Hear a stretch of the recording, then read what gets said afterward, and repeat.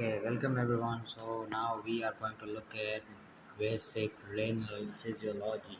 Basic renal physiology includes its structures and some little bit physiological aspect of about maintenance of uh, ionic balance around the nephron and kidney. So Kidney stru- kidney structure contains cortex, which is outer covering, medulla, which is inner, and renal pyramid. Cortex contain renal corpuscles, proximal and distal convoluted tubule, some parts of loop of Henle. These are parts of nephron. Medulla contains renal pyramid and loop of Henle with collecting ducts where urine is dribbled into renal pelvis. Central cavity. Renal pelvis is central cavity where urine drains from collecting duct, and from there urine goes down into ureter and then into urinary bladder. So in this way urine goes all the way from nephron up to ureters and urinary bladder.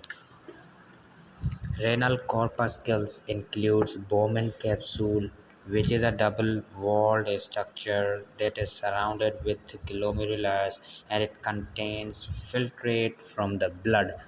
Now, glomerulus is a network of capillaries where blood filtration happens. In these capillaries, blood filtration happens, and then there is proximal convoluted tubule which has cuboidal cells, microvilli, and apical surface of microvilli are for increasing of surface area. So, and this is the function of renal tubules. Another one is loop of Henle. Loop of Henle, as the word indicates loop, it is a loop-like structure which is known as loop of Henle, and from here descending loop is descending uh, nephron or descending part of nephron ends and ascending loop of Henle starts. Loop of Henle, that is known as descending limb, which is like this is Bowman capsule, and then descending limb, then loop of Henle, then ascending limb, and then there is collecting duct, and then goes down into the renal pyramid. Ascending limb is thick, impermeable to water, actively transports sodium and chloride, important for concentration of urine.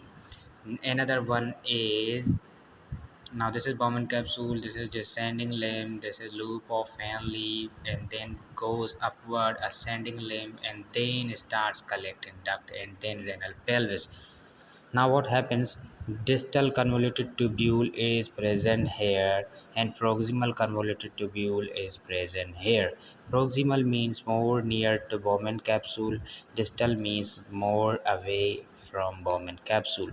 It is lined with cuboidal cells having microvilli that are lesser as compared to proximal convoluted tubule, and it involves in regulation of sodium, potassium, and pH. Now another one is collecting duct. That last portion that I mentioned was collecting duct. Now this is Bowman capsule, then comes descending limb, and then comes loop of Henle, then ascending limb, and then collecting duct, and then collecting duct is here. It is responsible for sodium and water absorption, and intercalated cells are present for acid-base balance, secreting hydrogen and bicarb, and maintaining pH of the body. So this is the function of simple basic nephrons. Another one is juxtaglomerular apparatus, where distal convoluted tubule touches the glomerulus. It consists of macula densa. It is present in the DCT. Function of macula densa is sense the concentration of sodium and release some ions and hormones and some chemicals regarding the level of sodium. Now That is a function of macula densa. It regulates blood pressure through renin, angiotensin, aldosterone system, which is very important system for maintaining blood pressure of the body. And then comes the ureter and urinary bladder.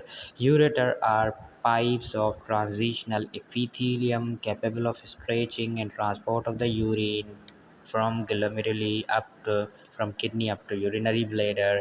A bladder is lined by transitional epithelium. It is also distendile, and when it becomes full, it becomes distended. And then there is urethra, which has also transitional epithelium in the bladder portion.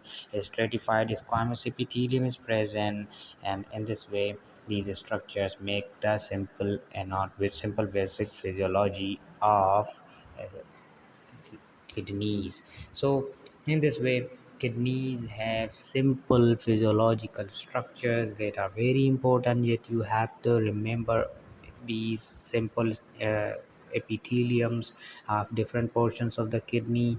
These are most common and are mostly asked in different examinations, so you have to keep uh, them in mind. And then you have to also memorize the structures like Bowman capsule, ascending limb, descending limb, and collecting duct. Now this is Bowman capsule. Then comes here PCT, and then descending limb of loop of Henle. Then there is loop of Henle. Then there is ascending limb, and then there's DCT, and it starts collecting duct. Collecting duct has main portion with main function of water absorption, and then from here urine goes down up to pelvis and then urinary bladder. In this way, urine is produced and transported.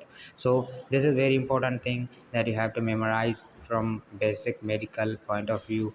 These are basic medical sciences, and you have to memorize these in order to understand the full pathology of kidneys.